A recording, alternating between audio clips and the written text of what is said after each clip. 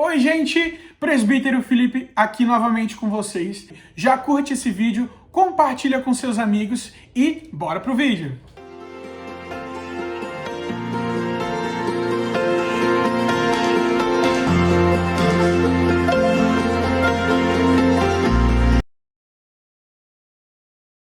Se não é a Bíblia, ou se é a Bíblia, vamos entender quem é o inimigo dos homossexuais.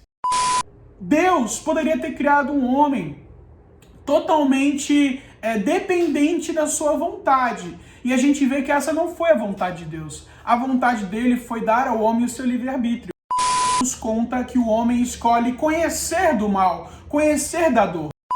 E ali o homem sai daquele jardim, daquela presença de Deus. E quando isso acontece, a palavra fala que o pecado ele entra no mundo. E esse pecado, ele traz consigo alguns desajustes na condição humana. Ou seja, o homem que vivia do espírito e dominava a sua carne, ele começa a viver da sua carne e a carne ela sobrepõe o seu espírito. E aí a gente precisa levar isso para os mais primórdios da sua essência, que é a sua essência animal mesmo, do reino animal. O homem por si, como todo animal, ele tem um instinto de sobrevivência, né?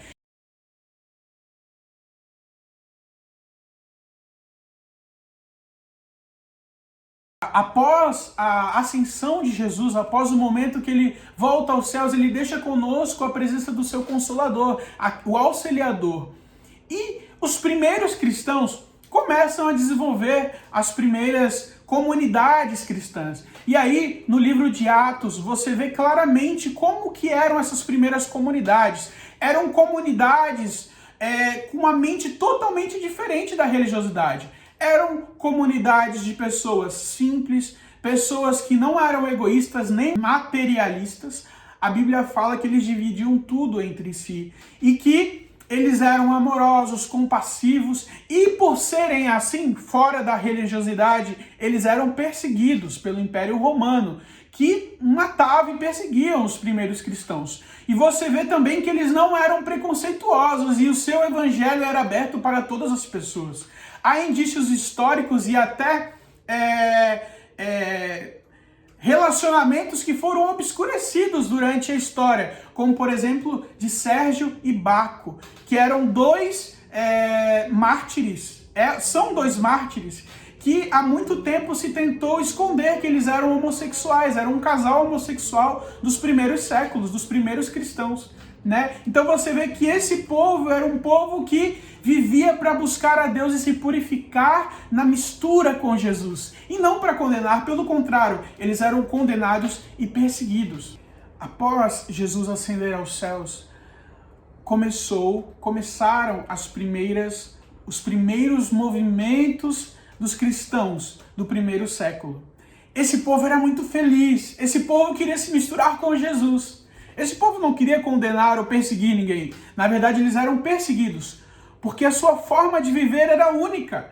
Eles não eram envolvidos com o sistema financeiro, com os sistemas desse mundo, com a religiosidade desse mundo. Pelo contrário, eles se afastavam. E aí você percebe que depois de tanta perseguição, o movimento espiritual ele começa a incomodar a religiosidade, né? Tanto dentro de Israel, tanto no Império Romano, que era um império politicamente poderoso naquele momento histórico.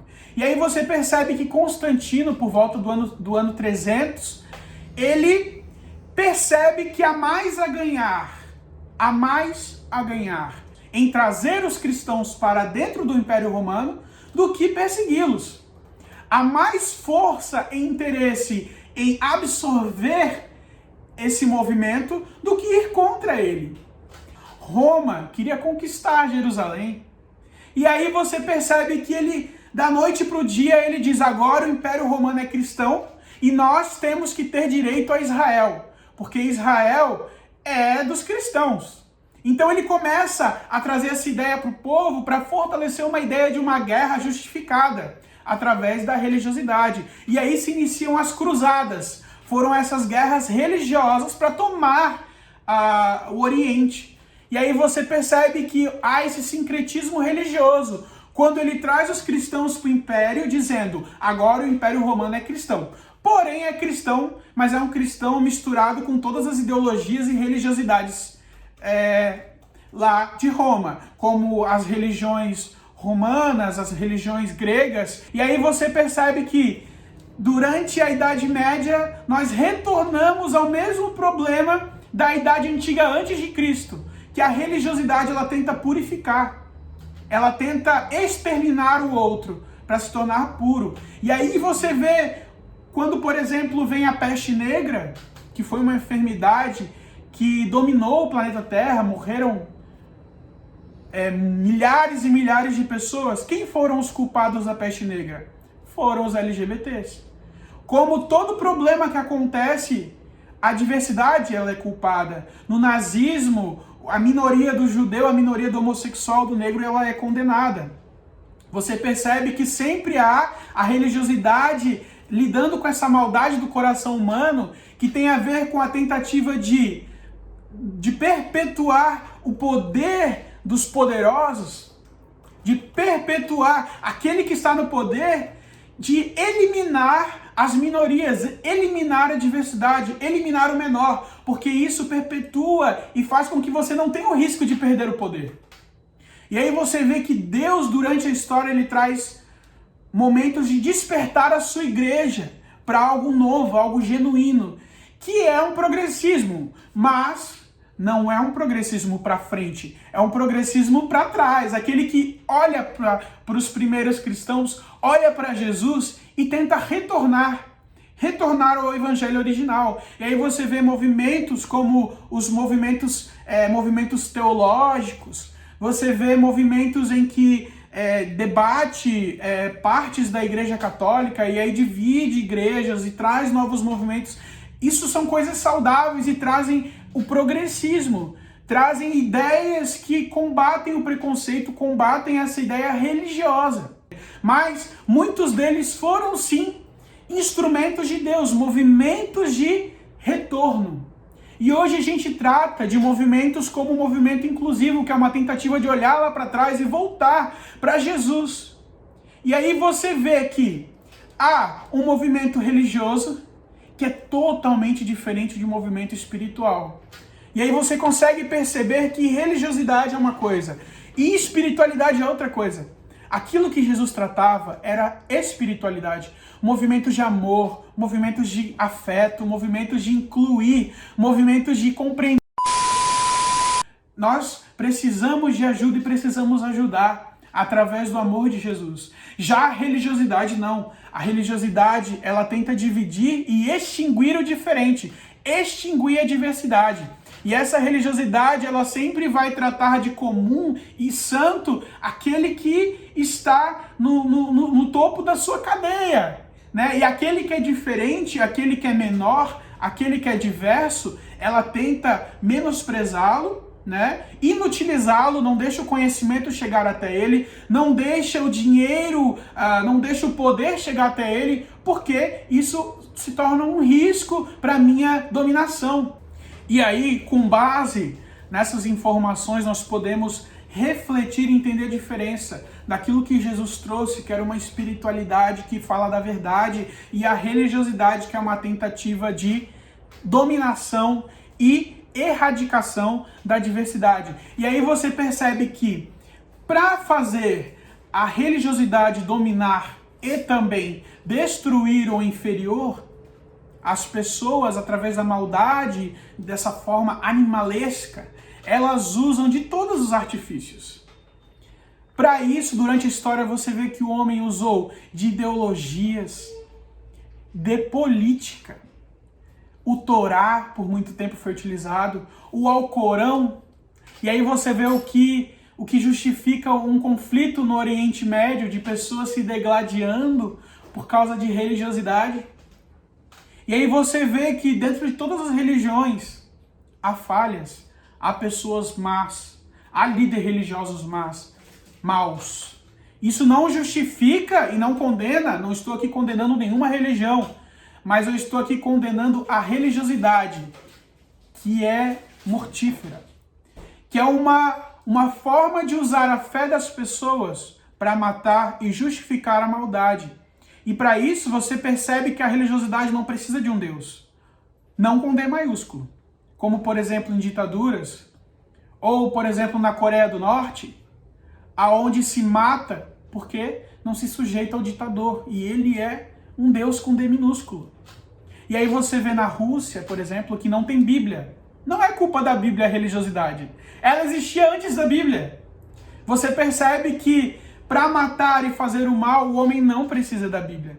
Na verdade, ele só usa a Bíblia para justificar o seu mal. Aí ele lê a Bíblia com a ótica da religiosidade para extinguir a diversidade e o menor. E para isso ele usa todos esses instrumentos, todas as religiões. Há indícios de machismo, há indícios de maldade, porque o homem, quando ele deixa de ser espiritual e ele começa a ser religioso, ele começa a matar. Mesmo que não perceba, ele começa a influenciar a morte. E quando o homem se torna espiritual, ele começa a buscar as coisas do céu, as coisas através do amor, através daquilo que Deus ele deposita no homem, que é a sua bondade, o seu amor, a sua fé. O homem começa a usufruir de algo totalmente diferente. Ele começa a usufruir da bondade, da misericórdia, da compaixão com o outro. Ele começa a se importar com o outro. A religiosidade não. A religiosidade ela quer afastar e matar o diferente. O espiritual não. O espiritual, ele dá a vida pelo seu próximo. E foi isso que Jesus fez por mim e por você. Ele deu o seu sangue para que hoje nós pudéssemos compreender na totalidade o que é esse amor que liberta o homem do medo, da dominação dos poderosos, do machismo, desse lado animal do ser humano que só quer sobreviver e pensar em si próprio. Ele nos leva a olharmos com olhos espirituais, um homem espiritual. E aí nós conseguimos concluir que o inimigo indireto é a religiosidade, mas o inimigo direto é a própria maldade que existe dentro do coração humano. E para isso ele usa de qualquer artifício e tenta justificar isso de todas as formas. Dentro de qualquer religião, dentro de qualquer ensinamento, ideologia política, dentro de qualquer sociedade, qualquer ideia que tenha um Deus com D minúsculo e uma tentativa de dominação, você vai ver religiosidade e você vai ver pessoas morrendo. Então, isso é culpa da própria maldade que está no coração humano. E para isso, Jesus, ele nos deu todos os artifícios. E esse ajudador maravilhoso, que é o Espírito Santo, para nos auxiliar nas nossas fraquezas, para que a cada dia você seja uma pessoa melhor, para que a cada dia você consiga desenvolver esse homem espiritual e fugir cada vez mais dessa nuvem negra, tóxica, imortal, que cerca o mundo, cerca as religiões, que é a religiosidade. Então, gente, esse foi mais um vídeo. Hoje o vídeo foi um pouquinho maior porque exigiu um conhecimento um pouco mais aprofundado. Mas veja bem, como a Bíblia é maravilhosa e como Deus é tão maravilhoso que através dele todas as coisas começam a fazer sentido e você começa a perceber a maldade, você começa a perceber principalmente como ser melhor e fugir dessa maldade que não faz sentido e não é bom para ninguém. E aí você começa a levar o amor de Deus, a levar essa bondade que há em reconhecer que você pode sim ser melhor através do amor. E aí você começa a levar isso para sua faculdade, para sua escola, para o seu trabalho, para a sua igreja, para todos os lugares. Esse amor que acolhe a todos de uma forma única, de uma forma imparcial e que busca principalmente aquele que é diverso, aquele que é menor. A Bíblia fala que quando Jesus ele esteve aqui, Jesus ele não foi comungar com os poderosos, com os fariseus e santos daquela época. Ele foi procurar os pecadores, aqueles que reconheciam, eu preciso de Deus. Eram os fracos, os oprimidos, as mulheres, os doentes, aqueles que precisavam dele. E hoje ele continua assim, procurando pessoas como eu e você, pessoas imperfeitas sim, mas não religiosas. Porque nós entendemos que precisamos dele e buscamos o amor dele todo dia, para que essa água limpa que vem do céu possa purificar o nosso interior e cada vez mais nós nos tornamos mais parecidos com Ele e mais pertos desse homem espiritual, esse homem e essa mulher ideal, esse homem cheio do amor de Deus. Então, pessoal, obrigado por assistir esse vídeo até aqui e até o próximo vídeo.